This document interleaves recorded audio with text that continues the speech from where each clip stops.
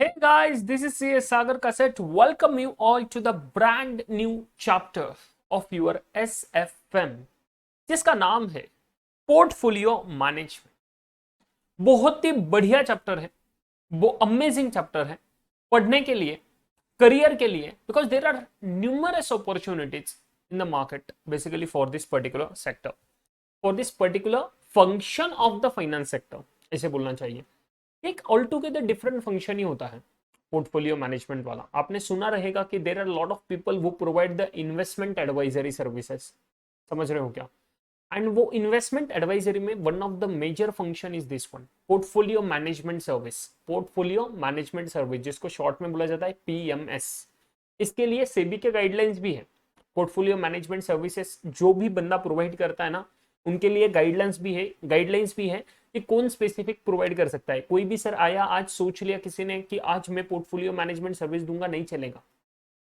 It's not allowed in India. कोई भी sir सोच के ऐसा नहीं दे सकता, उसको पहले सभी क्राइटेरियाज कंडीशंस फुलफिल करने पड़ेंगे। गाइडलाइंस जो सेबी ने दिए हैं उन सबको फॉलो करना पड़ता है।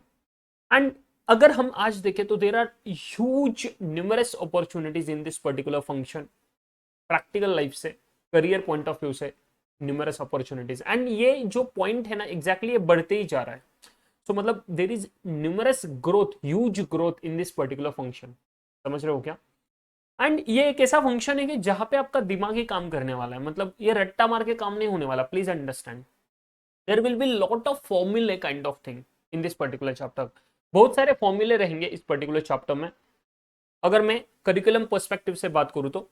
बट एक चीज ध्यान में रखना, उसका लॉजिक समझना मैक्सिमम जगह पे बहुत ज्यादा इंपॉर्टेंट है। मैक्सिमम जगह पे इसलिए बोल रहा हूं बिकॉज कुछ कुछ जगह पे डेफिनेटली उतना डेप्थ में नहीं जा पाएंगे जितना एक्चुअल में प्रैक्टिकल पॉइंट ऑफ व्यू से है, समझ गए? बट उतना टाइम हमें नहीं लगाना है, and that is the reason. कुछ कुछ जो फॉर्मूला है जो बहुत ही क्रिटिकल है, जिसका इतना रिलेवेंस नहीं है, अच्छे से ध्यान देना, उस पर हम फॉर्मूला वाइज थोड़ा जाएंगे। Definitely logic, definitely to maximum possible extent उनके लिए भी हम ट्राई करेंगे, समझ गए? Clear with this? बट ये भी जो भी चैप्टर में जो भी पढ़ने वाले हैं एकदम अच्छे से पढ़ना, दिल से पढ़ना। एग्जाम पॉइंट ऑफ व्यू से बहुत ही important chapter.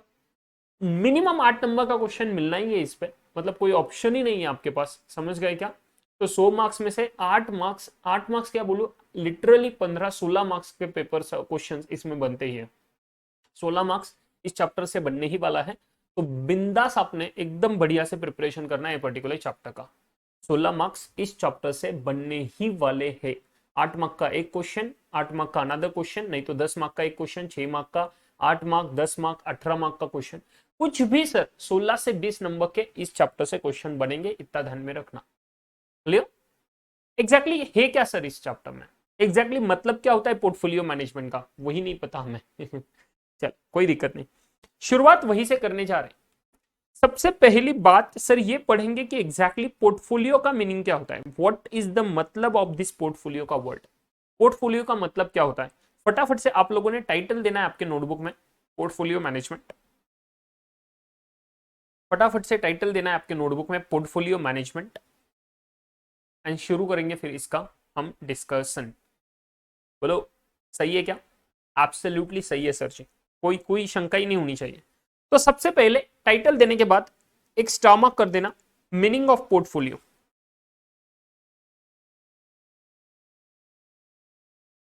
Meaning of portfolio, सिर्फ इतना ही लिखना है, बाकी कुछ नहीं। अभी ध्यान देना, हम लोग पढ़ते हैं सर कि there are lot of opportunities ना इन्वेस्टमेंट्स में, काफी सारी जगह पे कर सकते हो। What can be the options of the investment? Sir there are numerous options of investments. Sir options of investments की अगर मैं सोचूं, options for investment, options for investment, तो ध्यान रखना देर आर न्यूमरस ऑप्शंस ना, आपको तो पता ही है सर जी। एंड एक सबसे बड़ा investment option is the equity market. Perfect. उसके बाद में sir ji fixed income market. Fixed income market मतलब अभी के लिए बस इतना समझ लेना, इसके ऊपर एक स्पेसिफिक चैप्टर रिजर्व्ड है भैया। तो फिक्स्ड इनकम मार्केट सिर्फ इतना समझ लेना अभी के लिए, इससे सिक्योरिटीज, इससे जगह पे इन्वेस्टमेंट ऑप्शन जहां पे हमें फिक्स्ड रिटर्न मिलने वाला है। हमें पता है पहले कितना रिटर्न मिलने वाला है, इक्विटी में पता नहीं होता ना कितना रिटर्न मिलेगा। मैं आज रिलायंस के इक्विटी शेयर्स लूं भैया, मुझे थोड़ी ना पता है रिलायंस का, मुझे एक साल बाद में ये इक्विटी शेयर जो लूंगा इस पे कितना रिटर्न मिलेगा। वो इधर पॉजिटिव भी हो सकता है, निगेटिव भी हो सकता है। And that is the reason ये सबसे रिस्की है ना, maximum risky, most risky investment option is this one ना, यही तो रीजन है। बट ये रिस्क को कम करने के लिए भैया फिक्स्ड इनकम में इन्वेस्ट कर रहे हैं, क्योंकि फिक्स्ड इनकम में मुझे पता है FD, fixed deposit, fixed income instrument, मुझे पता है फिक्स्ड डिपॉजिट में पहले मुझे 5% 6% नेशनलाइज बैंक मिलने ही वाला है interest, that I know perfect, उसके अलावा मुझे कुछ नहीं मिलेगा। तो फिक्स्ड इनकम में you have the complete understanding और awareness of what you are going to get. तो फिक्स्ड इनकम इंस्ट्रूमेंट, तो फिक्स्ड इनकम में बेसिकली आप ले सकते हो एक नॉर्मल एफडी वाले इंस्ट्रूमेंट, बट एक स्पेसिफिक बात करूं तो बॉन्ड्स, बॉन्ड्स, ठीक है। उसके बाद में सर जी कमोडिटीज, कमोडिटीज माने, कमोडिटीज का मतलब क्या होता है? अरे कमोडिटीज मतलब there are lot of commodities can be there ना, gold most popular one, gold के अलावा अदर कमोडिटीज जो आपके घर के कमोडिटीज होते हैं भैया, वो भी आप इन्वेस्ट कर सकते हो, उसमें भी आप इन्वेस्ट कर सकते हो, ये ध्यान में रखना। जैसे गेहूं चावल, ये इस पे भी आप इन्वेस्ट कर सकते हो, these are also the investment options. But उसमें डेरिवेटिव्स आते हैं जो हम हमारे एक नए चैप्टर में पढ़ने वाले हैं, न्यू चैप्टर में, अलग चैप्टर में पढ़ने वाले हैं, ठीक है। सो जैसे कि गोल्ड है, फॉर एग्जाम्पल ले रहा हुआ मैं, एकदम अच्छे से ध्यान में रखना, गोल्ड। देन सर एक बहुत बढ़िया ऑप्शन, जिनके पास अमाप संपत्ति है वो लोग यहां पे इन्वेस्ट करते हैं, रियल इस्टेट।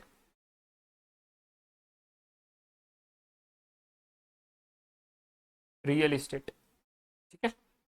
सो मैंने लिए सर 4 बड़े investment options, equity, fixed income bonds, fixed income में बॉन्ड्स, कमोडिटीज में गोल्ड, रियल इस्टेट, ये 4 इन्वेस्टमेंट ऑप्शंस लिए। मैंने बोला सर जी मेरे पास है ना, मेरे पास है ना 50 लाख रुपए है, ये हो आप, तो कितना बड़ा मुंह निकाला, ये हो आप, मान लो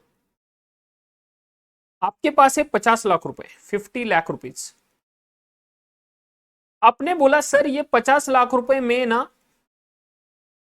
इन सभी इंस्ट्रूमेंट्स में लगाऊंगा, इन सभी ना इन्वेस्टमेंट ऑप्शंस में लगाऊंगा 50 लाख रुपए। कहां पे कितना लगाना है, क्या करना है, वो डिपेंड करेगा, ठीक है।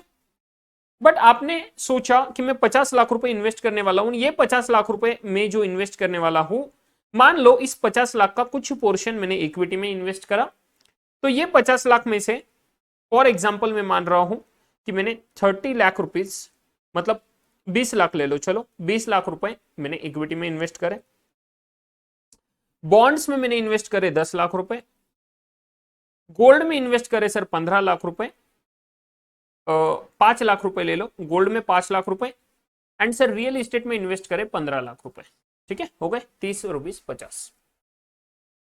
अगर मैं इसका एक छोटा सा पाई चार्ट निकालू तो पाई चार्ट समझते हो ना भैया, पाई चार्ट समझते हो क्या?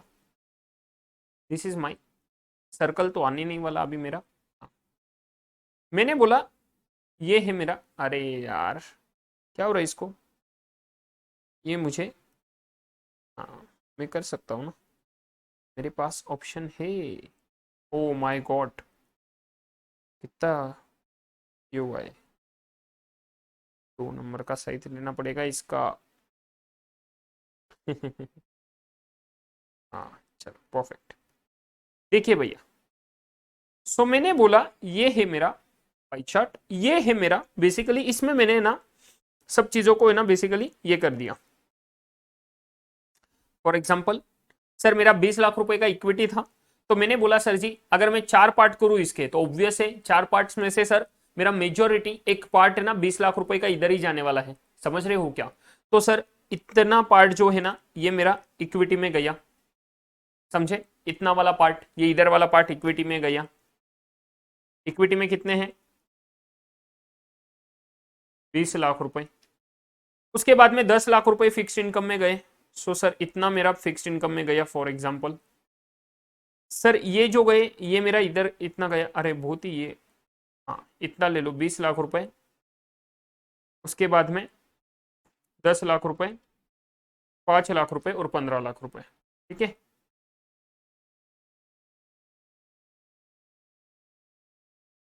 अभी थोड़ा लॉजिकल दिख रहा है।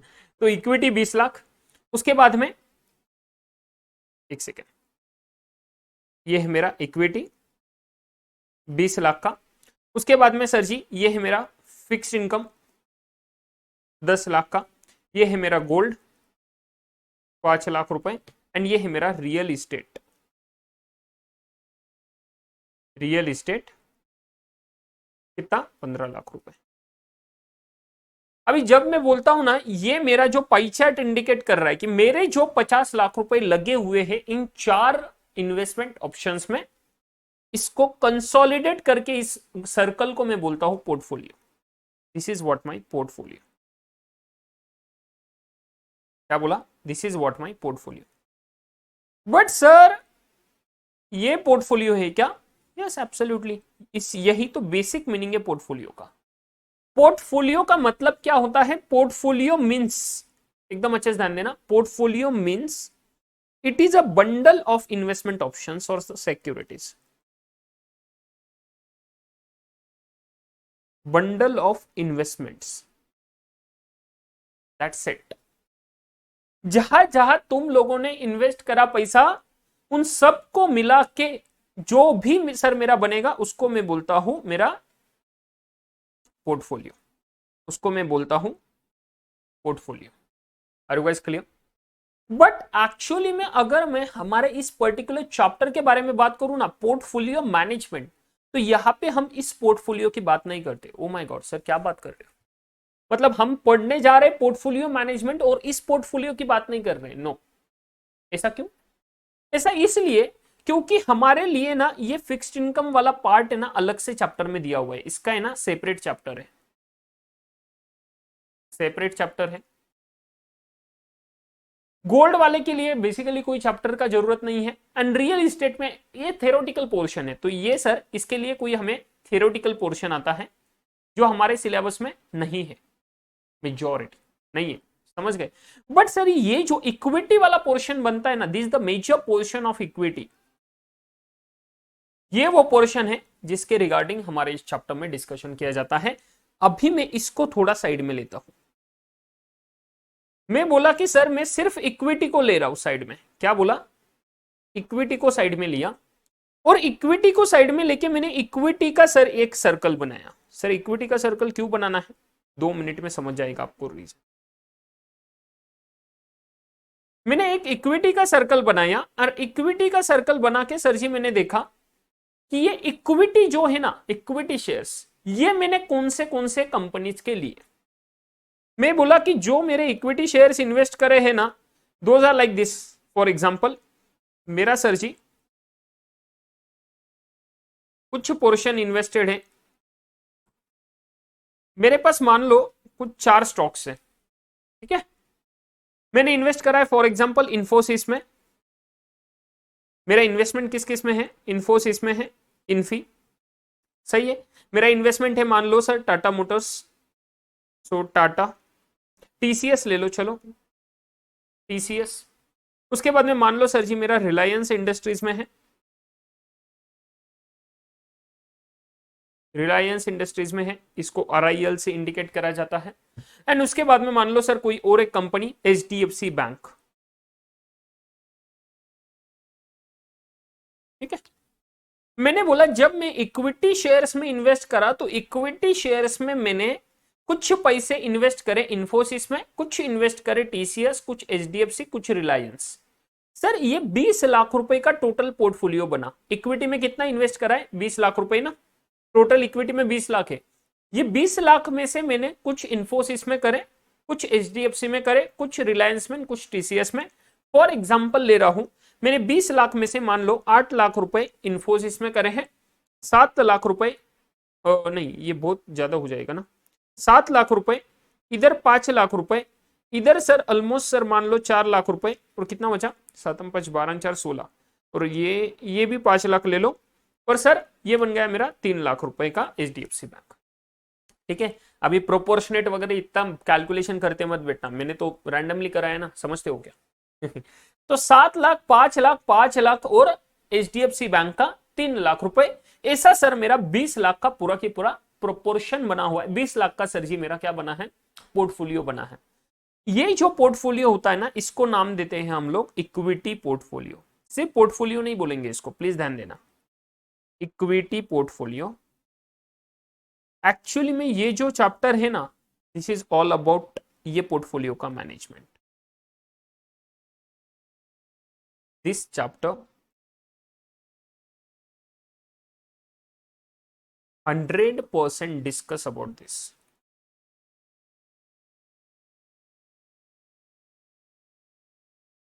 About equity portfolio.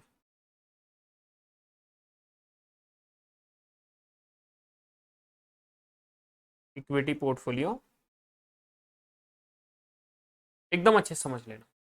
क्या बोला कि सबसे पहले तो सर पोर्टफोलियो क्या होता है। पोर्टफोलियो में सर बेसिकली मेरे पास काफी सारे ऑप्शंस है, तो मैंने 4 ऑप्शंस में सर पैसे इन्वेस्ट करे हैं। 50 लाख रुपए, इक्विटी में 20 लाख, एफआई में सर फिक्स्ड इनकम में 10 लाख, मतलब बॉन्ड्स में 10 लाख, सर गोल्ड में 5 लाख रुपए, रियल एस्टेट में 15 लाख रुपए। बट बॉन्ड के लिए तो अलग से चैप्टर आ चुका है, गोल्ड रियल एस्टेट के लिए वैसा कोई स्पेसिफिक चीज है नहीं। इक्विटी वाला जो पार्ट है that is the major thing, and उस पर्टिकुलर ये जो पूरा की पूरा मेरा पूरा सेक्शन बन गया ना, 50 लाख रुपए किस में इन्वेस्ट कर रहे हैं, उसको बोलते हैं portfolio. Portfolio is nothing but what your bundle of investments. इसमें से हमने इक्विटी वाले को अलग से लिया और वो 20 लाख का पोर्शन देखा, मैंने कहां पे इन्वेस्ट करा है। मैंने इन्फोसिस में 7 लाख रुपए करे, HDFC में 3 लाख, रिलायंस में 5 लाख, TCS में 5 लाख, और ये मेरा बन गया एक पोर्टफोलियो, बट किसका, इक्विटी का। तो इसीलिए मैंने इसको नाम दिया इक्विटी पोर्टफोलियो। हमारा जो ये चैप्टर है पोर्टफोलियो मैनेजमेंट, ये बात करता है इक्विटी पोर्टफोलियो के रिगार्डिंग। ये सिर्फ इस पोर्टफोलियो के रिगार्डिंग कवरेज करता है from the curriculum perspective. Are you guys clear with this? Absolutely clear. एक पहली चीज क्लियर हो गई क्या दिमाग में, एकदम दिमाग में ये सब चीजें क्लियर हो जानी चाहिए, समझे।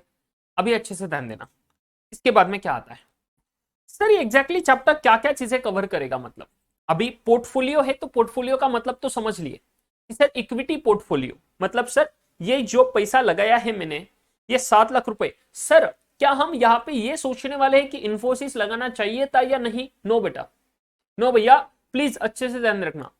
इस चैप्टर में हम ये नहीं पढ़ेंगे कि क्या इन्फोसिस में पैसा लगाना है, इन्फोसिस में कैसे लगाए, इन्फोसिस का फंडामेंटल एनालिसिस वगैरह। No no no no no no, this is not all about that discussion कि कौन सा स्टॉक सिलेक्ट करे। Stock selection is what, security analysis, समझे। स्टॉक सिलेक्शन कैसे करना है, फिर उसके लिए fundamental technical analysis, that is all together in security analysis, जो ऑलरेडी हम पढ़ चुके हैं। तो सिक्योरिटी एनालिसिस में वो पार्ट होगा। तो फिर यहाँ पे क्या हो, यहाँ पे बात करी जाती है ऑल टुगेदर ऑलमोस्ट पूरे के पूरे चैप्टर में 2 चीजों के बारे में। सर ऐसी कौन सी 2 चीजें हैं जिसके बारे में ये चैप्टर बना हुआ है? ये चैप्टर बात करता है कि ये मेरा जो पोर्टफोलियो है ना, इसमें से मेरा बेसिकली क्या रिस्क है।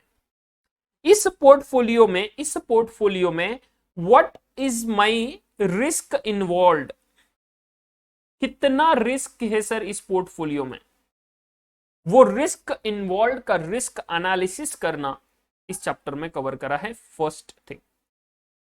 एंड सेकेंड थिंग इसमें कवर करा है, इस पोर्टफोलियो में से हमें क्या एक्सपेक्टेड रिटर्न रहेगा।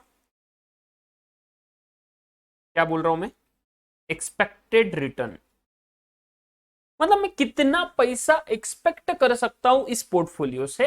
एंड सर जब मैं ये सब चीजें देखूं तो in that case I am going to decide कि whether my portfolio need to be rebalanced, rebalancing of portfolio. Then ये चीजों के बेसिस पे I am going to decide the rebalancing of the portfolio. Sir rebalancing of portfolio मतलब क्या, helps to decide, ये हमें help करेगा helps to decide rebalancing of portfolio.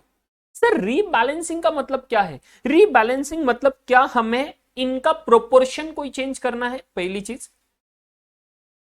Is there any need of change of proportion? Change of proportion of stocks. क्या हमें रिलायंस इंफोसिस के 7 लाख जो लगाया, इंफोसिस अभी नीचे जाएगा तो इंफोसिस में से कुछ पैसे निकाल के टीसीएस में लगाओ या एचडीएफसी बैंक में लगाओ या रिलायंस में लगाओ? ये हमें डिसाइड करना है। एक पॉइंट बनता है rebalancing of portfolio. And second आता है सर जी, क्या सर किसी स्टॉक को एंट्री एग्जिट करना है क्या? एंट्री मतलब new entry,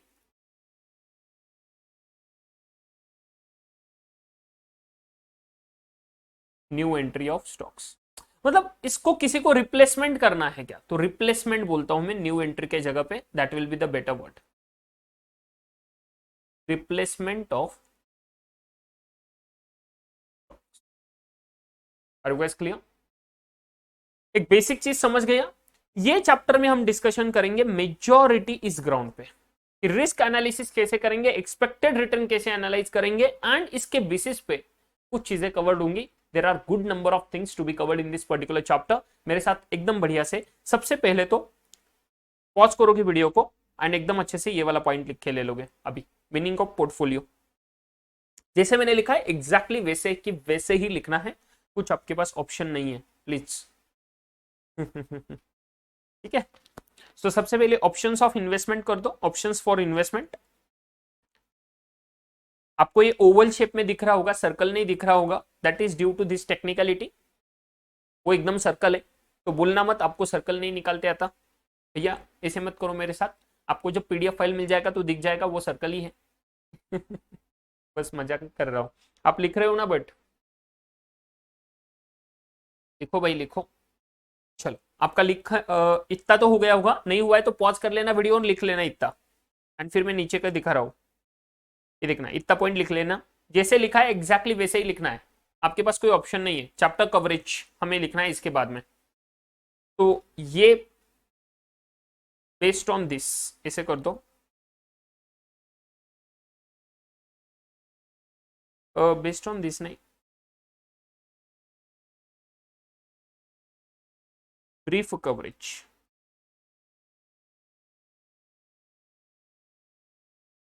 brief coverage is risk analysis, expected return, helps to decide about rebalancing of portfolio, helps to decide about rebalancing of portfolio, rebalancing of portfolio, rebalancing में change of the proportion of stocks and replacement of stocks। Clear? नहीं हुआ होगा तो again pause कर लो video को and फटाफट से लिख के ले लेना इतनी चीज। ठीक है, लेट्स मूव अहेड। अभी देखते हैं एग्जैक्टली इस चैप्टर में क्या क्या चीजें कवर होने वाली है। अभी मैं एग्जैक्टली डायरेक्ट सब चीजें एक्सप्लेन नहीं करूंगा, ध्यान रखना, मैं आपको है ना बस बताते जाऊंगा। ठीक है, तो आप लोगों ने बस लिख के लेना है चैप्टर कवरेज क्या क्या है, इसके नीचे ही लिख के ले लो स्टार मार्क करके, चैप्टर ओवरव्यू।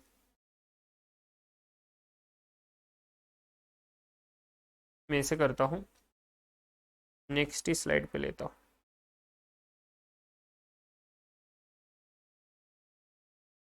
Chapter overview.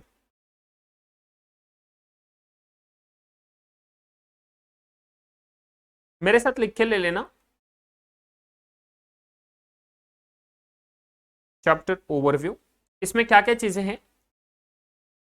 सबसे पहले हम कॉन्सेप्ट को पढ़ेंगे। एक्चुअली ये चीज पढ़ चुके हैं हम लोग किसमें, risk analysis in capital budgeting वाले चैप्टर में।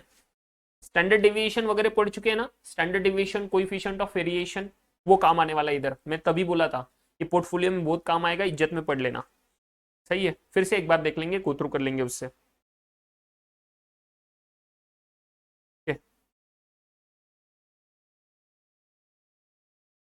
चैप्टर ओवरव्यू में सबसे पहला ले लो concept of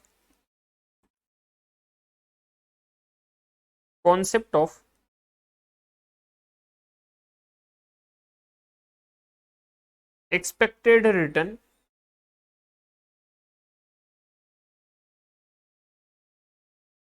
concept of expected return,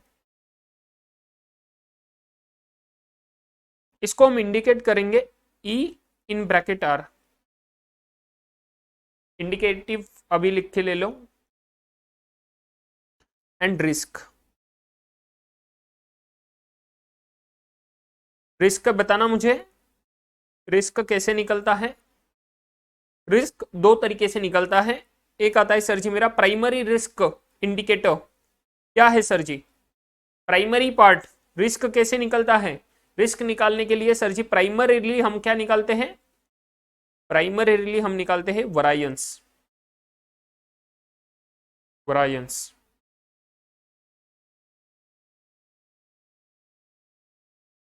variance अगर कोई बच्चा इसी चैप्टर से शुरुआत कर रहा है तो भाई प्लीज ऐसे मत करो, नहीं तो फिर ये पहले पढ़ लेना स्टैंडर्ड डिविएशन वरायंस वाला पार्ट। सही है? बिकॉज यहाँ पे मैं उतना ज्यादा डिटेल में नहीं बताऊंगा जितना मैं ऑलरेडी बता चुका हूँ। वरायंस एंड देन सर इसको सिंप्लीफाई करते हैं।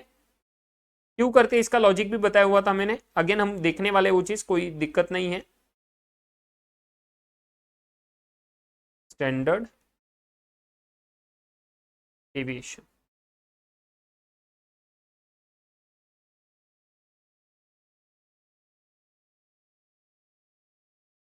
स्टैंडर्ड डेविएशन इसका है ना इंडिकेटिव कर लेना सिग्मा, एंड ये बनता है सिग्मा स्क्वायर। आपको समझता है? सिग्मा स्क्वायर, एंड ये आएगा सिग्मा। सिग्मा स्क्वायर को समझना डिफिकल्ट है, इसीलिए इसको स्क्वायर रूट करा के स्टैंडर्ड डेविएशन कराए थे, for the purpose of understanding, better understanding, interpretation के लिए। समझे? तो सबसे पहले ये कॉन्सेप्ट गो थ्रू करेंगे। भले ही इसका हम ऑलरेडी डिस्कशन कर चुके हैं in risk analysis in capital budgeting, but फिर भी हम लोग एक बार इसको देखने वाले हैं अच्छे से। ठीक है, चलो नेक्स्ट पॉइंट सर, इसके बाद में आएगा major crux of this particular chapter. 3 theories है सर। क्या बातें करते हो? थ्योरीज है, yes. Modern portfolio theory,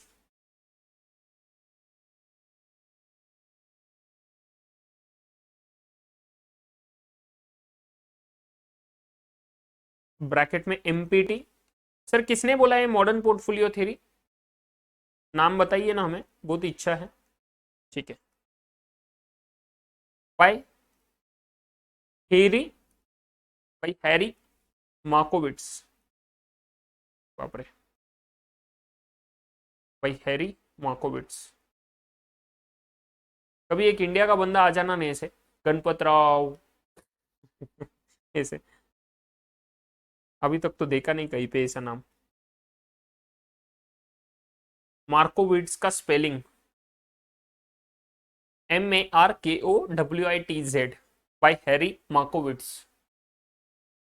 then next क्या होता है सर? ये अभी नहीं, बाद में पढ़ेंगे, नाम लिखा के ले लो बस। Capital market theory,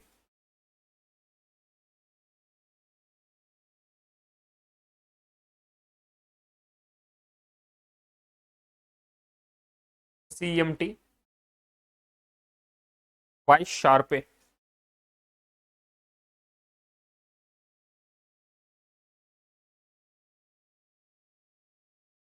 Sharpe, but actual में इसका है ना प्रोनाउंसिएशन शार्प ऐसा होता है, बाय शार्प। ओके, पे मत कर देना उसको, हम तो ऐसे ही बोले।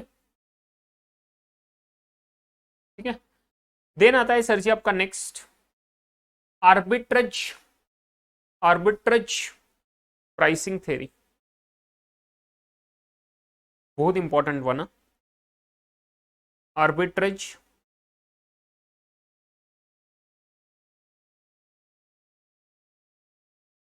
Pricing theory,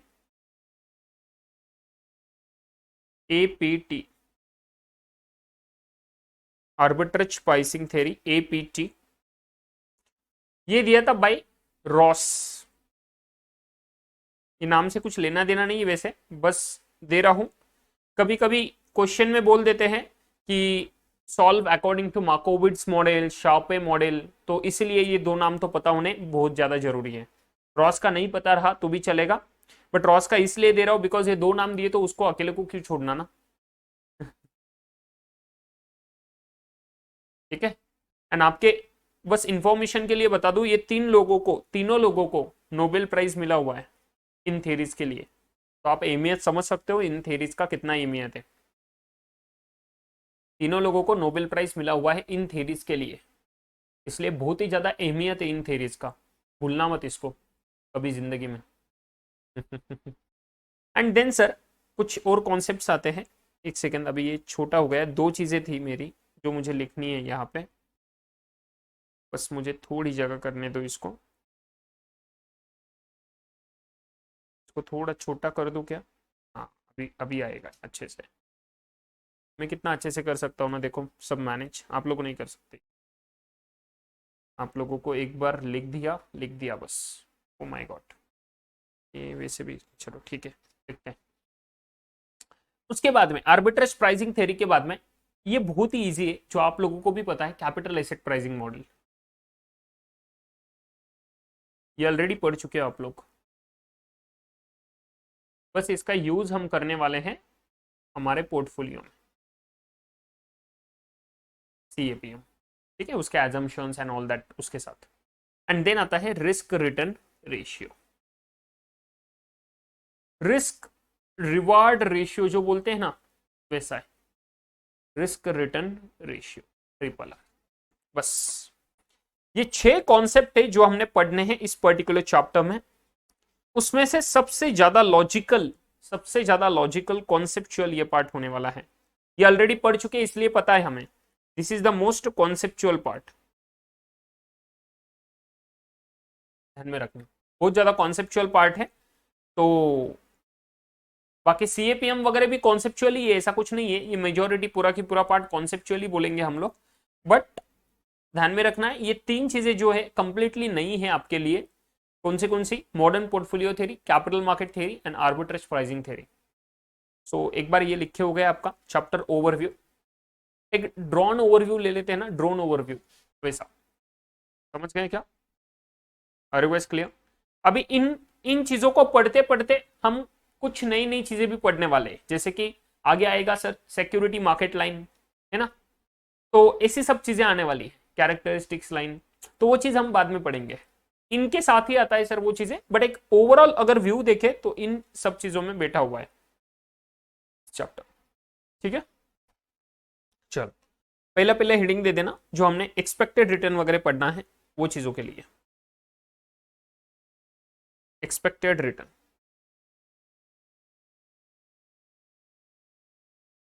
concept of expected return बहुत ही इजी है, बहुत ही ज्यादा इजी है।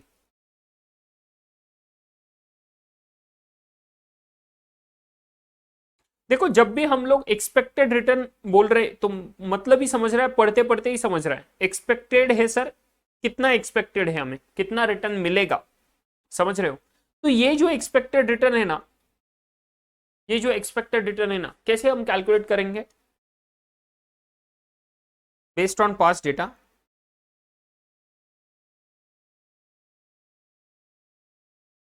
बेस्ड ऑन पहला पास्ट डेटा मतलब हिस्ट्री के बेसिस पे, and second sir future expectations,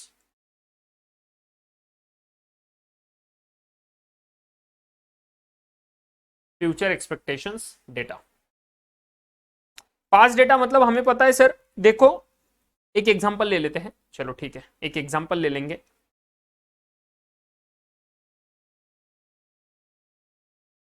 example में देखो क्या हुआ, मैं किसी का है ना, एक कंपनी है मान लो, जिसके मैं ईयर्स ले रहा हूं, मेरा पोर्टफोलियो है, स्टॉक है मान लो, ठीक है, पोर्टफोलियो वगैरह छोड़ दो 2 मिनट के लिए, कोई भी सर एक इन्वेस्टमेंट ऑप्शन है जहां पे मैंने पैसा इन्वेस्ट करा, और मैंने ना 4 साल हो गए सर, 5 साल हो गए मान लो, 5 साल पहले पैसा इन्वेस्ट करा था, मतलब जब इन्वेस्ट करा था ये 5 साल के रिटर्न ले रहा हूं। अगर नहीं करा है सर जी हमने इन्वेस्ट, अगर अभी अभी करने की सोच रहे हैं, तो भैया फिर आप हिस्ट्री ले लो, हिस्ट्री तो अवेलेबल रहेगी ना, आपको क्या दिक्कत है उसमें, ठीक है। आपको क्या देखना है, ये ईयर्स में कितना रिटर्न परसेंटेज था,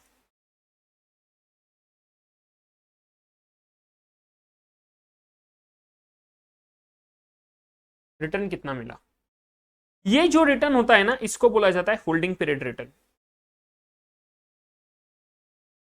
मैं जो ले रहा हूं ये होल्डिंग पीरियड रिटर्न ले रहा हूं, ये ध्यान में रखना। सर होल्डिंग पीरियड रिटर्न माने क्या होता है, सबसे पहले वो समझ लेंगे। तो स्टार मार्क दिया मैंने, होल्डिंग पीरियड रिटर्न। आप लोग कुछ लिख नहीं रहे हो, मैं बोल रहा हूं, आपने कुछ लिखना नहीं है अभी। होल्डिंग पीरियड रिटर्न मतलब क्या है, एक सिंपल सा एग्जांपल ले लो सर जी, कि मैंने लास्ट ईयर, एक एग्जांपल ले लो, example last year I purchased, last year mister A purchased invested ₹5 lakh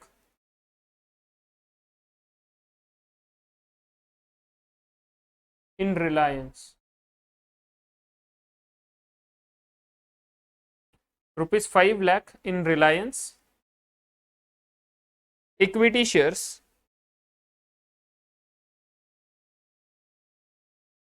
at the rate of, at the price of, at the price of ₹1500 per share. 1500 रुपए share के price पे sir जी उन्होंने 5 लाख रुपए invest करे थे। कितने शेयर्स हो गए एक बार देख लो, 1500 रुपए पर शेयर था, 5 लाख शेयर, 5 लाख रुपए इन्वेस्ट करे। ये मैं इसे नहीं कर सकता, इसको 15 लाख कर देता हूं, ठीक है। मतलब 1000 शेयर सर जी इसने इन्वेस्ट करे। यस, सो सॉरी दिक्कत हो गया था टेक्निकल। देखिए, so last year mister A ने इन्वेस्ट करा है 15 लाख रुपए in Reliance equity shares at the price of ₹1500 per share, ठीक है। पर शेयर सर जी इन्होंने 1500 रुपए के पर शेयर के सर जी शेयर्स लिए थे, एंड टोटल 15 लाख रुपए इन्वेस्ट करे। मतलब कितना पैसा, कितने शेयर्स लिए इन्होंने, तो नंबर ऑफ शेयर्स ऑब्वियस है सर जी, 1000 शेयर्स बन जाएगा। 1500 रुपए का एक शेयर, 1000 शेयर्स, 15 लाख रुपए इन्वेस्ट करे। हमें क्या निकालना है, होल्डिंग पीरियड रिटर्न। अभी होल्डिंग पीरियड रिटर्न का कॉन्सेप्ट समझ रहे हैं, एकदम अच्छे से ध्यान दो। 15 लाख रुपए में सर जी इन्होंने 1500 रुपए के शेयर पे एक साल पहले परचेस करे थे। Today the price of the share is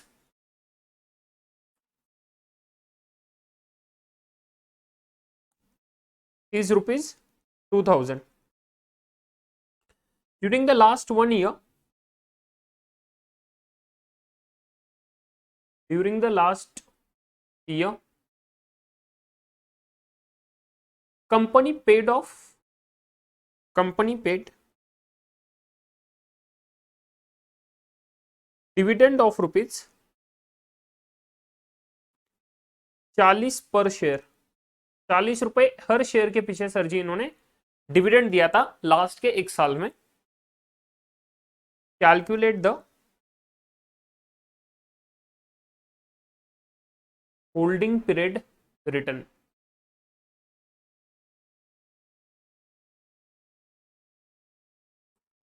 holding period return today your investment completed 1 year। मैं लिख के दे रहा हूं स्पेसिफिकली कि आज एक साल हो गया है।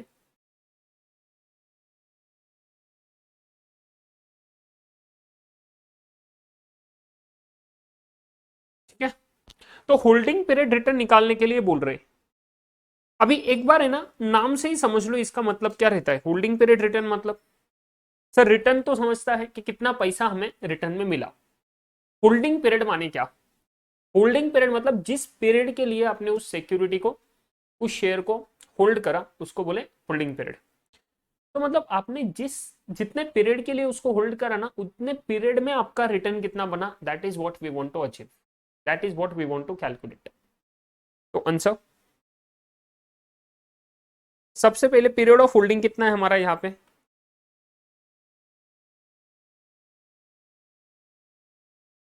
पीरियड ऑफ होल्डिंग है 1 year, समझते हो। परचेस प्राइस कितना था मेरा? 1500 रुपए। Current market price CMP, CMP अगर आज मैं इसको सेल करता हूं तो 2000 रुपए मिलेंगे। रियलाइज्ड गेन, सर ऐसा पैसा जो मुझे, जो ऐसा प्रॉफिट जो ऑलरेडी मुझे रियलाइज हो गया, रियलाइज हो गया मतलब मुझे कैश आ गया। क्या है रियलाइज्ड गेन? कौन सा है मेरा? डिविडेंड। 2000 रुपए तो रियलाइज नहीं हुए ना, 2000 रुपए तो सीएमपी है। मैं बोलूं आज मैं अगर सोचूं तो कितना पैसा मिलेगा मुझे मार्केट में, आज मैं अगर इसको बेच डालू, ये 1000 शेयर जो लिए आज मैं इसको बेच डालू तो 2000 रुपए मुझे मिलेंगे, 2000 रुपए में बेच पाऊंगा। बट डिविडेंड इज तो रियलाइज्ड डिविडेंड ना, 40 रुपए।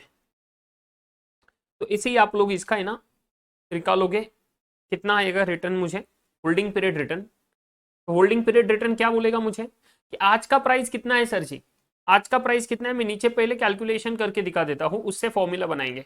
आज का प्राइस है 2000 रुपए,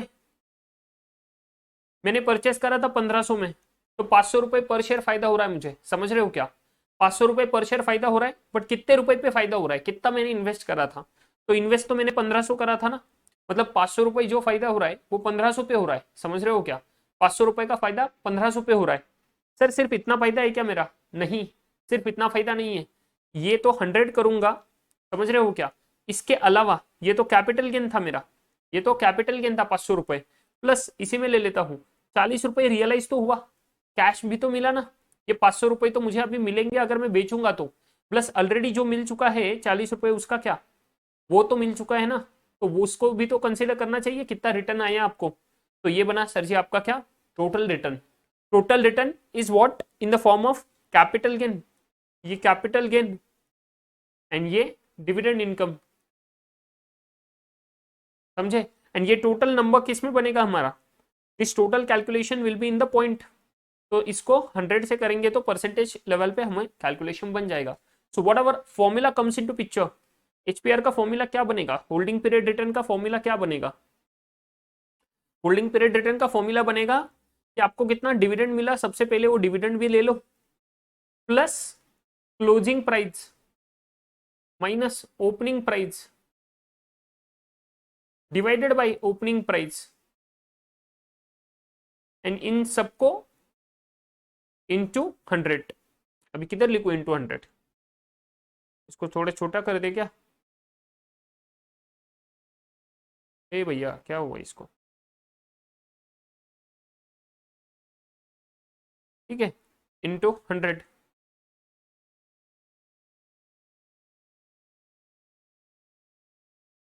ठीक है, सो यही तो मेरा फॉर्मूला बना एचपीआर का, होल्डिंग पीरियड रिटर्न। सर ये जो closing price minus opening price है ये तो मेरा कैपिटल गेन है, प्लस डिविडेंड जितना मिला, ये टोटल रिटर्न जो मिला मुझे ये कितने पे मिला, जितना मेरा इन्वेस्टमेंट था। तो opening price is what, your investment, तो ये इन्वेस्टमेंट पे आपको इतना पैसा मिला, एंड इंटू 100 किया तो परसेंटेज यहाँ पे कैलकुलेशन करो कितना बनेगा, 540 डिवाइडेड बाय 1500, 35% के आसपास कुछ आएगा, 36%। तो this is what your holding period return, 36%। अभी सर अगर ये होल्डिंग पीरियड हमारा 1 साल है, इसीलिए मैं इसको बोल दिया पर एनम 1 साल के लिए। अगर सर होल्डिंग पीरियड मेरा 2 साल का रहता, तो 2 साल का रहता तो मैं ये क्या करता, ये 2 साल को कन्वर्ट कर लेता पर एनम के लिए, समझ रहे हो क्या? 2 साल को कन्वर्ट कर लेता पर एनम के लिए। तो अभी मुझे क्या करना है, मुझे वो 2 साल का रिलेवेंस नहीं है, मैं तो 1 साल का रिटर्न निकाल रहा हूँ 36%, समझे? चलो आपने ये कॉन्सेप्ट ऑफ एक्सपेक्टेड रिटर्न बस इतना बोला रहेगा, अभी लिखो मत कुछ, चलो बाद में लिख लेना, मैं आपको बता रहा हूं।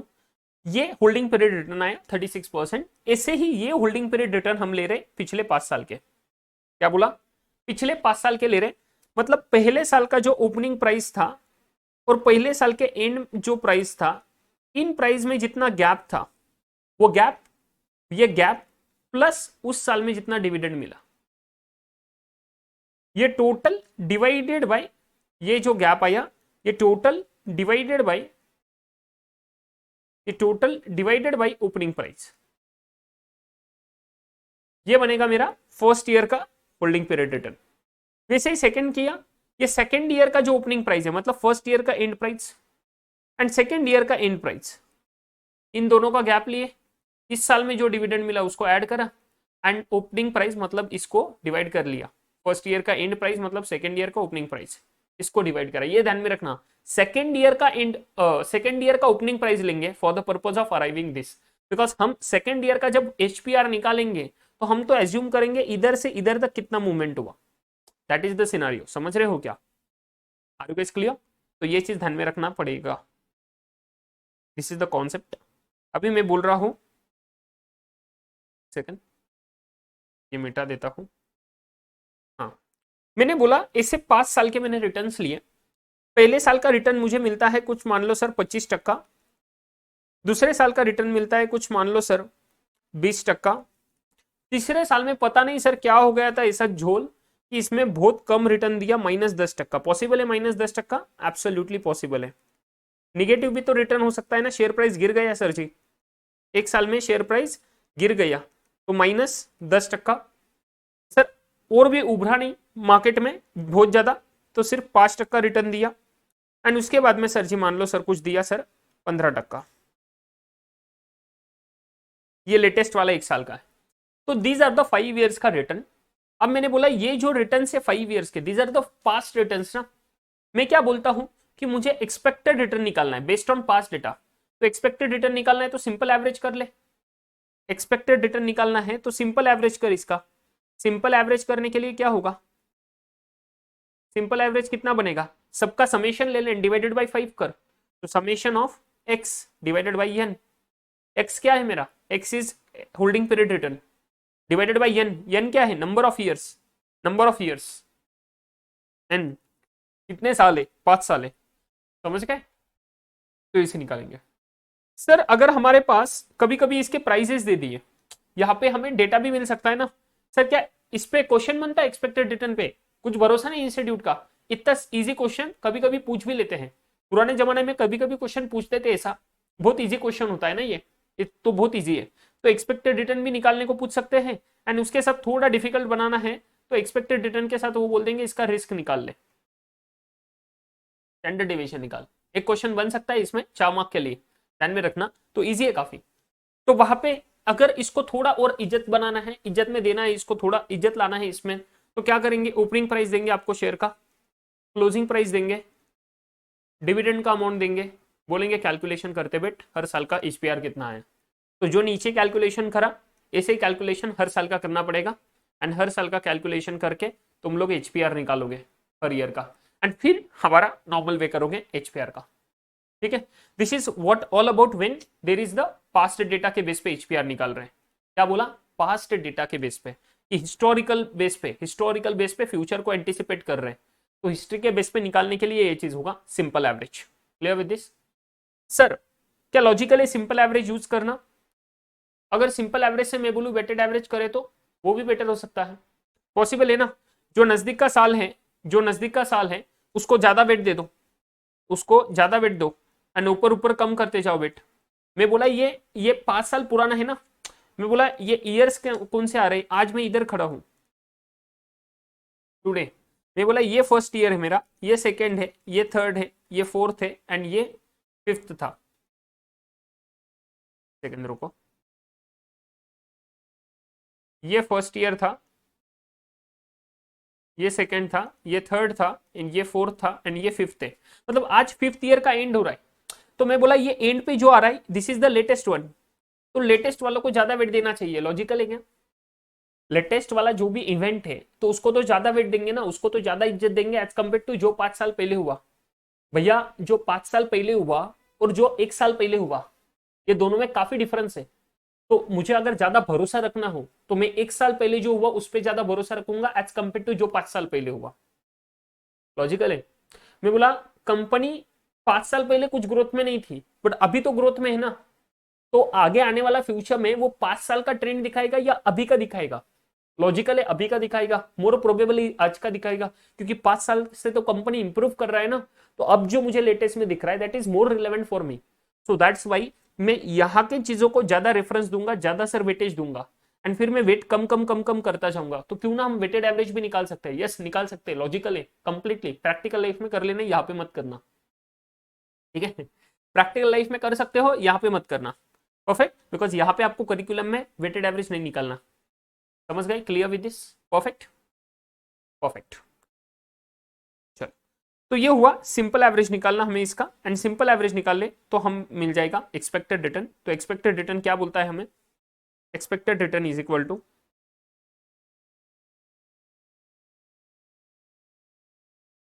Summation of X divided by N.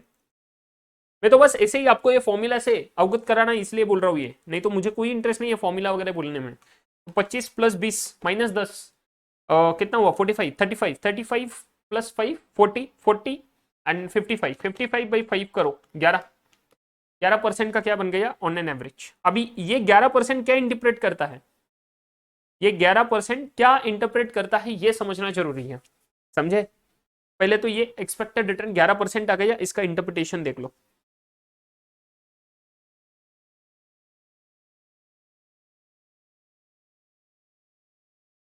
इसका इंटरप्रिटेशन क्या बोलता है 11% का? ये इंटरप्रेट कर रहा है कि sir on an average, please understand this expected return is the average return, average return. So on an average, this is very important.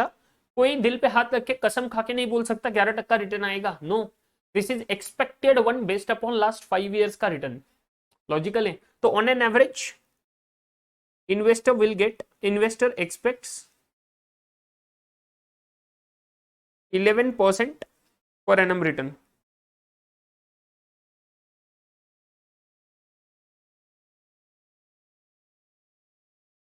from security। ऐसे ही पोर्टफोलियो का निकाल सकते हैं। यहां पर एचपीआर सिर्फ पोर्टफोलियो का लेना पड़ेगा। सर वो कैसे कैलकुलेट करेंगे? एकदम लॉजिकल है। कैसे करेंगे? जैसे सिक्योरिटी का करा वैसे ही पोर्टफोलियो का करना। पोर्टफोलियो का वैल्यू का ओपनिंग प्राइस कितना था, opening value of portfolio, closing value of the portfolio, दोनों का डिफरेंस लो। उस पोर्टफोलियो में जो शेयर्स थे उनमें से डिविडेंड मिला होगा, तो जितना भी डिविडेंड मिला सबको ऐड कर दो and opening value of the portfolio से डिवाइड करो, you will get the portfolio एचपीआर। Perfect, clear क्या? एकदम परफेक्ट। तो वो चीज करना जरूरी है। चलो, तो ये हुआ ऑन एन एवरेज वाला पर्सपेक्टिव। अभी मैंने बोला सर अगर मैं बोलूं कि ये जो एक्सपेक्टेड रिटर्न है इसका मुझे डेविएशन निकालना है। क्या बोला? डेविएशन निकालना है गाइस, कम ऑन। अभी हम जा रहे रिस्क वाले पार्ट पे। तो एक्सपेक्टेड रिटर्न तो समझ गया, फ्यूचर एक्सपेक्टेशन वाला मैं नीचे ले लूंगा, यहाँ पे मैं पूरा की पूरा एक्सपेक्टेड रिटर्न के फॉर्म में चल रहा हूँ। तो मैंने बोला ये एक्स है, तो हम लोग स्टैंडर्ड डेविएशन कैसे निकालते हैं हम ऑलरेडी पढ़ चुके हैं risk analysis in capital budgeting में, and that is the reason मैं इतना फटाफट ले रहा हूँ ना। तो एक्स, ये जो मेरा 11% आया इसको मैंने बोला एक्स बार। क्यों एक्स बार क्यों बोला? दिस इज तो मीन ना, यही तो मेरा मीन है। मीन माने क्या? अरे मीन माने सिंपल एवरेज। यह तो सिंपल एवरेज तो निकाला एंड इसी को तो एक्सपेक्टेड रिटर्न बोला। तो expected return is what my mean of past year returns. तो ये जो मीन है, मीन को हम बोलते हैं एक्स बार। अगर मैं एक्स बार से इसको इंडिकेट करूं, और मेरा ये एक्स बार किसका बना है? एक्स का है ना, इसलिए ये एक्स का वैल्यूज आगे 5। तो इन दोनों का डेविएशन देखो, मैं क्या बोलूंगा? रिस्क कितना है? मैं एक्सपेक्ट करता हूं 11%, बट सर एक 5 साल पहले जो मिला था वो था 25%, सही है। उसके बाद में 20%, उसके बाद में निगेटिव 10%, उसके बाद में 5%, 15%। Guys come on, risk analysis in capital budgeting में एक बात करी थी, याद रखना कि जब भी मैं डेविएशन बोलूं, जब भी मैं रिस्क बोलूं एंड उसको एज अ स्टैंडर्ड डेविएशन लूं, तो मैं इस डेविएशन को बोथ साइड पे कंसीडर करूंगा।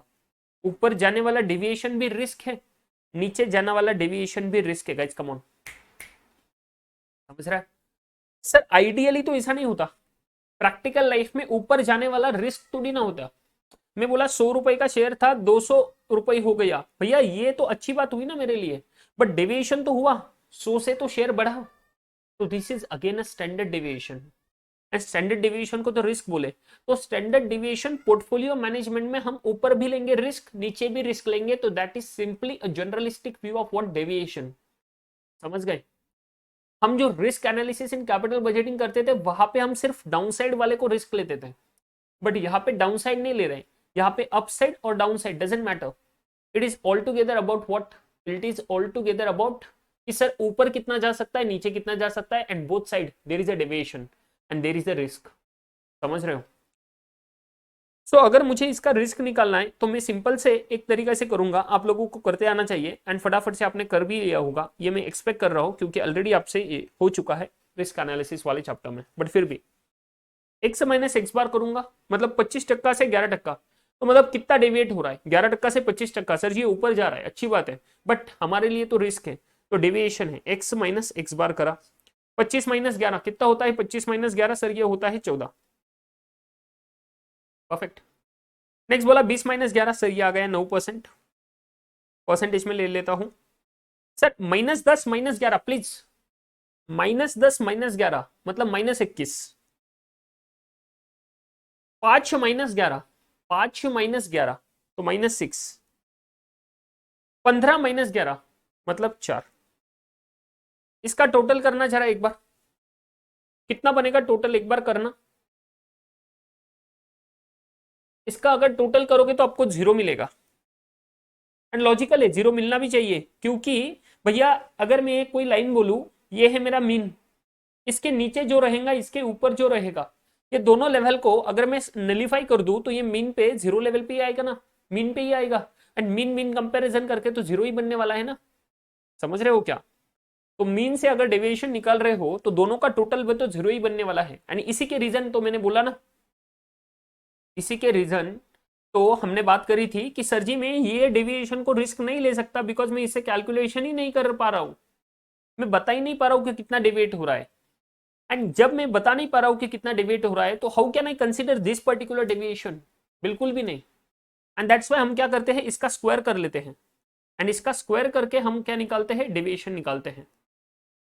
स्क्वायर कर लो सर जी, इसका स्क्वायर कर लो, सो दैट वो जो नलिफाइंग वाला इफेक्ट है ना वो मिट जाएगा, वो नलिफाइंग वाला इफेक्ट मिट जाएगा, इसलिए स्क्वायर करें। ठीक है, तो स्क्वायर करो तो 14 का स्क्वायर कितना बनता है? 196। 196 परसेंटेज स्क्वायर, ये ध्यान में रखना, परसेंटेज स्क्वायर आ रहा है। 9 का स्क्वायर 81, परसेंटेज स्क्वायर 21 का square 442, 441 sorry 441 percentage square negative, sorry negative थोड़ी ना आएगा, स्क्वायर करते समय तो निगेटिव का भी तो पॉजिटिव हो जाएगा। And that is the reason ये सब चीजें नलिफाई करने वाला इफेक्ट अभी ये हो रहा है। 441 परसेंटेज स्क्वायर, 6 वाला 36 परसेंटेज स्क्वायर, एंड 4 वाला 16 परसेंटेज स्क्वायर। एंड इसका टोटल करो भैया, ये कितना बनता है? 196 plus 81 plus 441 plus 36 plus 16, 770 percentage square. Yes तो गाइज सॉरी, एक थोड़ा टेक्निकलिटी के इशू की वजह से आगे का जो 10-15 मिनट है ना ये री रिकॉर्ड करके एडिट करा हुआ है, कुछ टेक्निकल इशू हुआ था वीडियो में, दैट इज द रीजन। ये बाद में कर रहा हूँ थोड़ा 2-3 दिन बाद, तो थोड़ा आपको चेंज लगेगा, है ना, फील होगा वैसा, बट कोई दिक्कत नहीं है। वहीं से कंटिन्यू कर रहा हूँ, इसलिए मैंने फिर से वो पूरा लिख लिया है जो आपका एग्जाम्पल था, एंड यहीं से कंटिन्यू कर रहा हूँ। ठीक है, सो 10-15 मिनट का ही ये पैच है, टेंशन मत लो। चलो गाइस, सो हम देख रहे थे कि 770 परसेंटेज स्क्वायर जो आ रहा है हमारा, this is what the deviation का स्क्वायर। क्या बोला? डेविएशन का स्क्वायर। अब ये डेविएशन हमारा था x माइनस एक्स बार, जो ऑलरेडी हम पढ़ चुके हैं रिस्क एनालिसिस में, एंड उसका स्क्वायर लिए। अभी स्क्वायर लेके, ये तो हमारा पास डेटा के बेसिस पे चल रहा है ना, तो हम लोग क्या करेंगे सबसे पहले, सर 770 परसेंटेज स्क्वायर जो आ रहा है उसको हम एवरेज निकालेंगे, ये 5 ईयर का। तो एवरेज निकालना है तो what we can do is average of this 770 percentage square. तो 770 डिवाइडेड बाय 5 करना, 770 डिवाइडेड बाय 5 कैसा करते हैं हम? 154 परसेंटेज स्क्वायर। तो हमारा वरायंस कितना बनेगा साहब? तो वरायंस कितना बनेगा? Variance is equal to 770 percentage square divided by 5, n लेते हैं ना, n इज 5, तो ये हमारा बन जाएगा 154 परसेंटेज स्क्वायर। एंड फिर सर हमारा स्टैंडर्ड डिविएशन आ जाएगा 154 परसेंटेज स्क्वायर का क्या? Square root. ये परसेंटेज स्क्वायर को परसेंटेज में कन्वर्ट करने के लिए स्क्वायर रूट लिया, तो ये हमें आंसर मिल गया 12.41%। 12.41%। नाउ दिस 12.41% क्या इंडिकेट कर रहे हैं? ये 12.41% इंडिकेट कर रहे हैं कि साहब इतना डेविएशन ऊपर नीचे दोनों की तरफ हो सकता है। Risk analysis in capital budgeting में हमने क्या देखा था? सर नीचे के लेवल का जो डेविएशन है, downside deviation, that is the only risk in capital budgeting. But यहाँ पे हम जब स्टैंडर्ड डेविएशन देख रहे हैं तो यहाँ पे हमारा मतलब क्या बनता है कि 12.41% से ऊपर भी जा सकता है, नीचे भी जा सकता है। बोथ साइड से डेविएशन का हम रिस्क कंसीडर करेंगे in our portfolio management. Are you guys clear with this? तो अगर सर मैं इसका रेंज बना लूं तो सिंपल सा इसका रेंज क्या इंडिकेट करेगा मुझे? सो range of this would be range of deviation. Range of deviation, एक सबसे इंपॉर्टेंट चीज समझना बहुत ज्यादा जरूरी है कि ये जो 12.41% है, this is the absolute number. क्या बोला साहब? ये एब्सोल्यूट नंबर, ये ध्यान रखना। प्लीज ऐसे मत बोलना कि सर ये 12.41% is the percentage of this 11%। No, not at all. ये 12.41% is the absolute number, absolute deviation. तो चाहे तो ऐसे भी लिख के ले लेना एब्सोल्यूट डेविएशन। अभी मत लिखना, बताने वाला हूं मैं क्या क्या लिखना है, कैसे लिखना है, सब चीजें एक सेकंड के लिए। ये है absolute number of deviation, absolute deviation. Sir absolute deviation मतलब समझ में नहीं आ रहा? अरे इजी है, 11% है ना, ये मेरा एवरेज रिटर्न है। एक्सपेक्टेड रिटर्न कितना है मेरा? 11%, ठीक है। बट ये 11% से 12.41% ऊपर जा सकता है एंड 12.41% नीचे आ सकता है। So what shall be my range of deviation? Range of deviation 11% से ऊपर जाना, 11% प्लस 12.41%, 11 प्लस 12.41% अगर करेंगे तो 23.41% तक ऊपर जा सकता है, 23.41%। एंड सर नीचे आने के लिए 12.41%, तो 11 माइनस 12.41%, तो ये 1.41% निगेटिव, निगेटिव 1.41%। तो ऐसा सर मेरा बनेगा ये particular range, 1.41% negative, negative 1.41% to 23.41%। इतने रेंज में ये स्टैंडर्ड डेविएशन हो रहा है। Are you guys clear? इतने रेंज में एक्सपेक्टेड रिटर्न है ना डेविएट हो सकता है, and this is how it is calculated. I hope you guys are absolutely clear with this particular standard deviation of the respective calculation of this past data. तो ये क्या था हमारा? ये एग्जांपल जो था, this was based upon the past data, example was based upon the past data. Future expectation data का अभी तक कवर करना है, प्लीज ध्यान रखो। This is example based upon past data. तो पास्ट डेटा का एग्जांपल है साहब, ये पास्ट डेटा का एग्जांपल है, ये ध्यान रखना। क्लियर? एंड फिर अगर हम आगे बढ़े तो अभी हमें समझ में तो आ गई ये सब चीजें, फ्यूचर एक्सपेक्टेशन का बाद में लेंगे। सबसे पहले इसके इंटरप्रिटेशंस लिख लेते हैं, तो ये ना, तो इंटरप्रिटेशन क्या क्या होता है आप लिखो मत, अभी मैं पहले बताने जा रहा हूं, फिर पॉज करके बाद में लिख लेना, मैं आपको टाइम देने वाला हूं वो चीज, ठीक है। सो अगर मैं इसके इंटरप्रिटेशंस देखूं तो एकदम अच्छे से ध्यान देना, क्या क्या इंटरप्रेट करेंगे सर हम इसमें से, अंडरस्टैंडिंग में से इंटरप्रिटेशंस क्या हो रहा है इंटरप्रिटेशन। सबसे पहला पॉइंट हमें ये समझ रहा है सर कि यहाँ पे जो 11% रिटर्न आएगा, that is what my expected return. क्या बोले? ये 11% मेरा एक्सपेक्टेड रिटर्न है, मतलब ऑन एन एवरेज इन्वेस्टर कितना एक्सपेक्ट कर रहा है? On an average investor expect कर रहा है कि इस सिक्योरिटी से मुझे 11% का एवरेज रिटर्न मिलेगा। So on an average investor aspects, क्या बोलेंगे हम इसको? On an average, on an average, ये ध्यान में रखना, ये सब एवरेज रिटर्न एक्सपेक्टेड है, एवरेज रिटर्न है, इसको कभी भी पूरा की पूरा एब्सोल्यूट नहीं बोल सकते, एवरेज निकाला है साहब। ऑन एन एवरेज, ये एवरेज को अंडरलाइन करें, expected return investor aspects, on an average investor aspects 11% return on investment.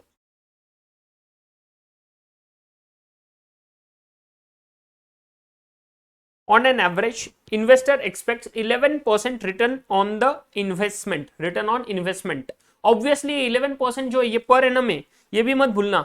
Sir जी लिख के दे दो हमें, हमें तो वो भी दिक्कत आ सकती है, नहीं तो है ना, नहीं आएगी वैसे तो दिक्कत, होशियार बच्चों आप। 11% per annum return on investment, समझते हो क्या? 11% per annum return on investment. Second चीज क्या समझ रहा है हमें इधर? सेकंड चीज ये समझ रहा है साहब कि अगर हम इसको यहां पे रिस्क कैलकुलेट करें, अगर हम रिस्क को अंडरस्टैंड करना है तो हमें क्या कैलकुलेट करना पड़ेगा? सबसे पहले वरायंस कैलकुलेट करना पड़ेगा या वेरिएंस कैलकुलेट करना पड़ेगा, जो प्रोनाउंसिएशन लेना ले लेना आप लोग। तो सर वरायंस कैलकुलेट क्यों करते हैं हम लोग? बिकॉज सर वरायंस को कंसिडर नहीं कर सकते, वरायंस तो जिंदगी में पहली बार आया है, उसके बाद में स्टैंडर्ड डिविएशन आया, हमारे कंफर्ट के लिए, हमारे अंडरस्टैंडिंग पर्पस के लिए हमने स्टैंडर्ड डिविएशन को लाया साहब। Variance is the actual variation, variance is the actual deviation, but हम लोग उसको इंटरप्रेट नहीं कर सकते, and that is the reason what we have bring is the standard deviation. तो सबसे पहले for understanding the risk we calculated the variance, for understanding the risk, क्या बोलेंगे, for understanding the risk we calculated the variance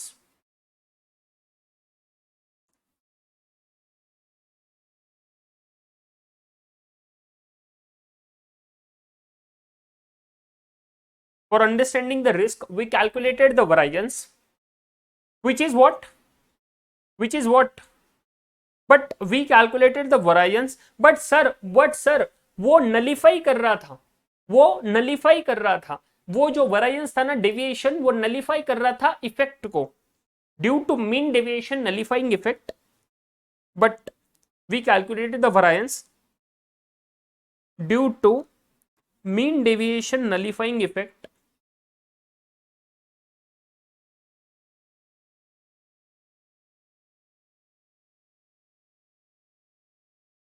ये क्या समझा आपको कि साहब हम वेरिएंस को क्यों कैलकुलेट करें, क्योंकि सर अगर हम नॉर्मल डेविएशन ले तो यहाँ पे मीन डेविएशन टोटल आ जाएगा 0, क्यों, क्योंकि ये जो डेविएशन आ रहा है ना, ये deviation it is from the mean, and mean के ऊपर का डेविएशन नीचे का डेविएशन एग्जैक्टली इक्वल टू रहेगा, and that is the reason since वो 0 आ रहा है हमारे लिए उसका कोई सर महत्व नहीं है, हम लोग क्या निकाल रहे हैं, वी कैलकुलेट कर रहे हैं सर रिस्क को समझने के लिए वरायंस। बट साहब एक झोल हो गया यहाँ पे, बट साहब एक झोल हो गया, but since it was difficult to understand, but since it was difficult to understand, but since it was difficult to understand we calculated the standard deviation।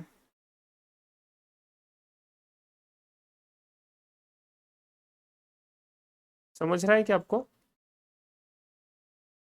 तो फिर सर हमने स्टैंडर्ड डिविएशन को कैलकुलेट करा क्योंकि वेरिएंस को समझना साहब difficult था, यहीं पे हम लोग सिग्मा का साइन यूज कर रहे हैं, इसको क्या बोलते हैं सिग्मा, पहली बार लिख रहे इसलिए मैंने लिखा के दे दिया सिग्मा करके, नेक्स्ट टाइम हम डायरेक्टली साइन यूज करेंगे वो, ठीक है क्या। देन सर अगर मैं इसमें देखूं तो एस डी क्या इंडिकेट करता है, मुझे एक नेक्स्ट इंपॉर्टेंट पॉइंट लिखना बहुत ज्यादा जरूरी है, एस डी हमें इंडिकेट करता है standard deviation indicates, standard deviation क्या इंडिकेट करता है साहब, how much is the expected return, how much the expected return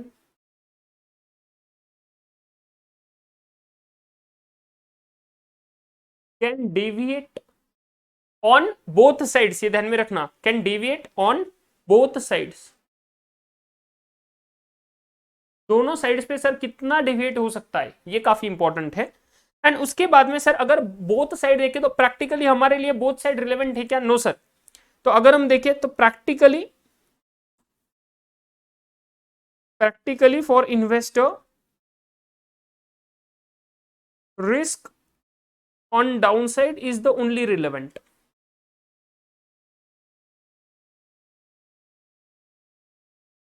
is only relevant, risk on downside is only relevant, but sahab here in this chapter we will be considering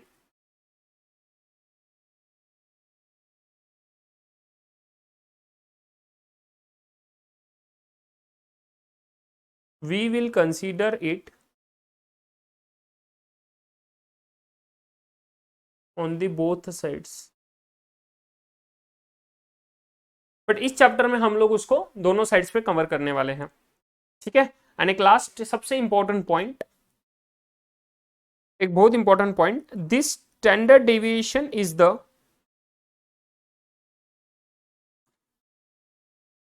absolute deviation, ये standard deviation भी साहब absolute deviation है, ये standard deviation भी absolute deviation है, absolute change है, and also the average deviation, and यही sir average है। क्यों सर? ऑन एंड एवरेज इतना डिविएशन होगा? कभी भी हम लोग जिंदगी में छाती ठोक के नहीं बोल पाएंगे सर इतना डिविएशन हो सकता है ऊपर नीचे। हम तो रेंज दे रहे हैं ना, ऑन एंड एवरेज सर इतना ऊपर नीचे हो सकता है, on and average. And sir absolute है, मतलब इसको 11% का 11% का 12.41% मत मानना, समझे क्या? ये एब्सोल्यूट चेंज करना, 11 plus 12.41, 11 minus 12.41, that is important thing. Clear? तो इतने इंपॉर्टेंट पॉइंट्स थे बस लिखने यहाँ पे इंटरप्रिटेशन करने के लिए। So I hope you guys are absolutely clear with this particular point समझने के लिए, ठीक है ना? अभी हमने जो होल्डिंग पीरियड रिटर्न निकला है ना, वो फटाफट से लिख के लोगे। सबसे पहला पॉइंट होल्डिंग पीरियड रिटर्न वाला मैं आपको बताता हूं। चलो, तो सबसे पहले ना ये होल्डिंग पीरियड रिटर्न का मैं नेक्स्ट पेज पे लिया हूं, तो ये वाला पॉइंट है ना फटाफट से लिख के ले लेना, वीडियो को पॉज करके ये एग्जांपल देना। अभी आप लोगों को क्या लिखना है? सबसे पहले तो टाइटल देना है कि concept of the expected return variance and standard deviation, and ये सिंबल भी वहां पे दे देना, concept of expected return variance and standard deviation. Clear with this? ये टाइटल दे देना फटाफट से, concept of expected return variance and standard deviation. Expected return में ER, variance sigma square and standard deviation sigma. एक बार ये हो गया, उसके बाद में based on past data and future expectation data, इतना लिख लेना। पॉज करते जाते जाना, मैं बोल रहा हूं तो वैसे पॉज कर देना एंड फिर लिखना, समझ रहे हो क्या? तो कॉन्सेप्ट ऑफ ये टाइटल दे दिया, expected return variance standard deviation. उसके बाद में पॉज कर लो, ये बेस्ड ऑन मतलब based on past data and future expectation data लिख लो। उसके बाद में साहब हमने ये लिखना है होल्डिंग पीरियड रिटर्न वाला। होल्डिंग पीरियड रिटर्न क्या है उसका एक एग्जांपल लिख लो, ये वाला बढ़िया सा। उसके बाद में उसका ये आंसर लिख लो जो हमने कैलकुलेट करा। एंड नाउ ये होल्डिंग पीरियड रिटर्न लिखने के बाद पॉज कर लिया होगा आपने स्क्रीन को। अभी नेक्स्ट पॉइंट, अभी नेक्स्ट पॉइंट में साहब सिंपल सी बात है, आप लोगों ने ये देना है पास्ट डेटा का एग्जांपल देना है, ठीक है? पास्ट डेटा का एग्जांपल देना है, ईयर्स 1 2 3 4 5, होल्डिंग पीरियड रिटर्न निकाला, वो लिए सर। होल्डिंग पीरियड रिटर्न के बाद में उसका एक्सपेक्टेड रिटर्न निकाला, that is simply a simple average. Then deviation लिया, बस वो डेविएशन को सर मीन डेविएशन नलिफाई कर रहा था टोटल इफेक्ट को, तो हम लोग कंसीडर नहीं कर पाए इसलिए स्क्वायर किया, 770% स्क्वायर आया। इसको हम लोगों ने क्या करा? सिंपल सी बात है सर जी, इस वरायंस को हम लोगों ने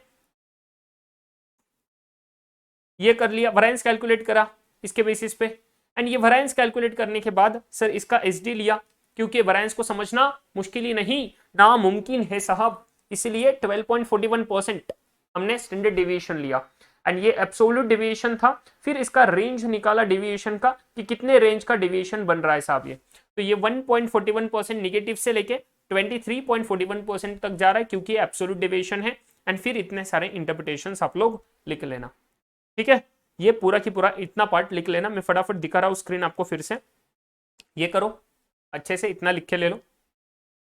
नाउ इसके नीचे ये वाला पॉइंट लिख के ले लेना, बाजू वाला जो राइट हैंड साइड का इधर का पॉइंट है, वेरिएंस SD रेंज। इतना लिखने के बाद में पूरे के पूरे 4 पॉइंट्स इंटरप्रिटेशंस के अच्छे से लिख के ले लेना। Clear with this? I hope you guys are absolutely clear, ठीक है क्या? अभी सर इसके बाद में हम लोग पढ़ेंगे जो फ्यूचर एक्सपेक्टेशन डेटा के बेसिस पे होता है। क्या? फ्यूचर एक्सपेक्टेशन डेटा के बेसिस पे, तो very easy, it will be based upon the probability. Clear with this? Based on probability कैसे कैलकुलेट होगा वो सीखने जा रहे हैं, अच्छे से ध्यान दो, ठीक है? Example on future expectation data.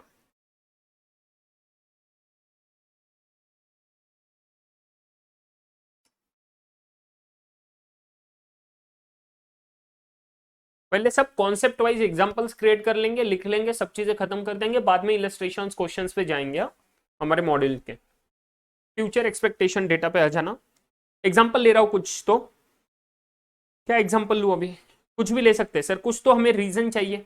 Covid का रीजन हुआ, तो कोविड का रीजन हुआ तो उसके वजह से एस्टिमेशन है कि GDP ग्रोथ रेट कितना रहेगा इंडिया का।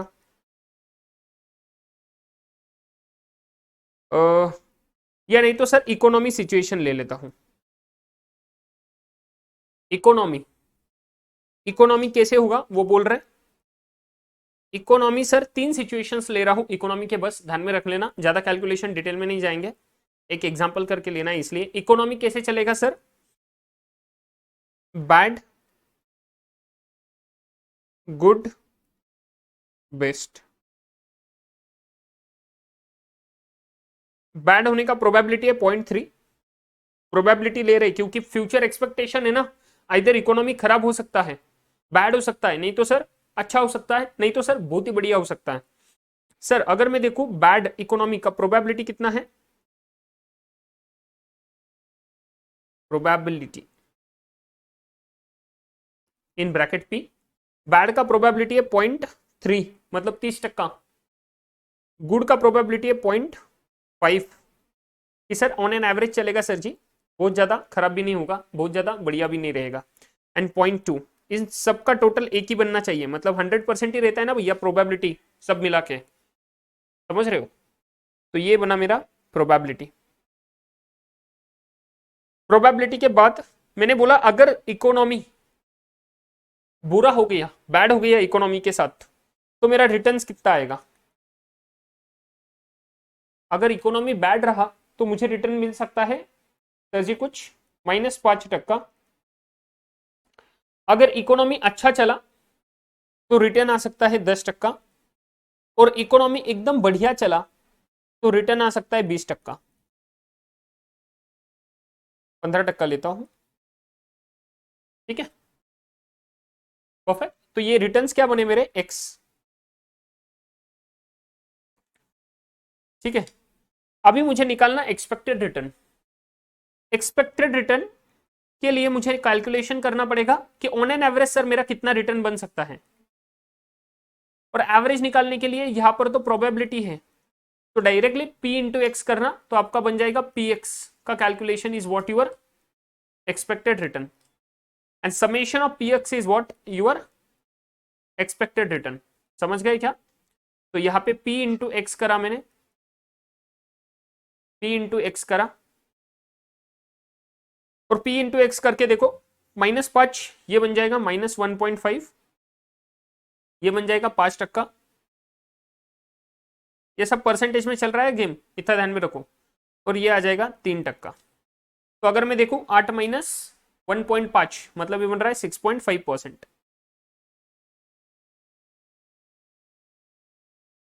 समझ गए? क्लियर है क्या? ये मेरा बना X bar, summation of P X is what your X bar, इसी को मैंने बोला एक्सपेक्टेड रिटर्न, इसी को मैंने बोला एक्सपेक्टेड रिटर्न। क्लियर है क्या? देखो ये सब मैं इतना डिटेल में क्यों ले रहा हूं फिर से, क्योंकि अगर किसी ने ये चैप्टर से शुरुआत करी है जो यूजुअली नहीं करेगा, बट अगर करी है तो फिर उसको दिक्कत नहीं आएगी, ठीक है, एग्जाम के टाइम पे, ठीक है। पीएक्स थोड़ा ज्यादा टाइम लगेगा और क्या है ना, ज्यादा से ज्यादा क्या होने वाला है, समझ रहे हो? उसके बाद में p into X minus X bar, तो अभी डेविएशन लेना है, तो मैंने क्या करा x माइनस एक्स बार लिया, बट सर ये काम नहीं आने वाला, तो इसका स्क्वायर करना पड़ेगा हमें, जो हमने ऊपर भी देखा रीजन। तो स्क्वायर करने के बाद यहाँ पर तो कुछ सर हिस्टोरिकल नहीं है ना, तो यहाँ पे मुझे प्रोबेबिलिटी से मल्टीप्लाई करूंगा तभी तो मुझे मिलेगा मेरा रिटर्न्स। तो अगर देखो इसका मैं वरायंस वरायंस रिस्क, तो डेविएशन कैसा निकलेगा, x माइनस एक्स बार करो, x क्या है मेरा -5, -5 माइनस 6.5 तो -11.5, -11.5 का स्क्वायर करना, 11.5 का स्क्वायर आता है 132.25, एंड इंटू प्रोबेबिलिटी 0.3 इंटू 0.3 तो 39.67%, 67% स्क्वायर, ठीक है। नेक्स्ट 10 माइनस 6.5, 10 माइनस 6.5 मतलब 3.5, 3.5 का स्क्वायर करो 12.25 into 0.5 6.13 percentage square. Next last one 15 minus 6.5 तो 8.5, 8.5 का स्क्वायर करो 72.25 इंटू 0.2 14.45 परसेंटेज स्क्वायर, एंड इसका समेशन ले लो 6.13 प्लस 39.67 60.25 परसेंटेज स्क्वायर। ये जो बना 60.25 परसेंटेज स्क्वायर, ये मेरा क्या बना वरायंस।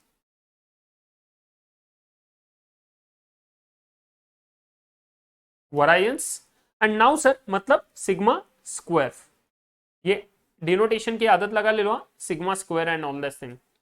एंड अभी स्टैंडर्ड डिविएशन अगर मैं बोलूं तो स्टैंडर्ड डिविएशन कितना बनेगा, square root of sigma square is what, square root of 60.25, तो 60.25 का स्क्वायर रूट लो 7.76%। तो मेरा स्टैंडर्ड डिविएशन कितना है, सिग्मा कितना है 7.76%।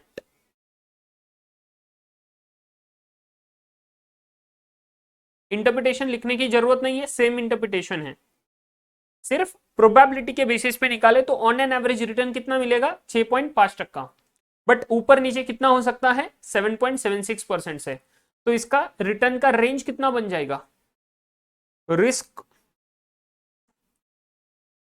डेविएशन, एवरेज डेविएशन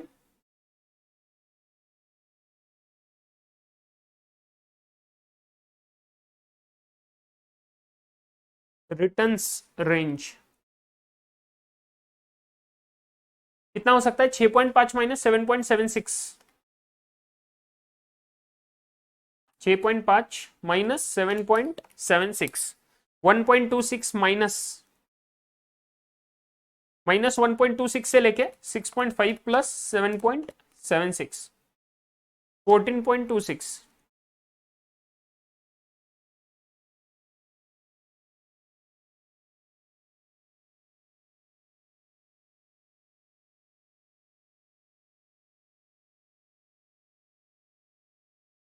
समझे, तो ये मेरा कैलकुलेशन हो गया स्टैंडर्ड डिविएशन का इन टर्म्स ऑफ प्रोबेबिलिटी, ये हुआ एक्सपेक्टेड रिटर्न 6.5%, और ये हमारा बना range. Are you guys clear, समझ गया, क्लियर विद दिस। तो चलो फटाफट से ये वाला एग्जांपल लिख के ले लो, example of future expectation data, example on future expectations data. चलो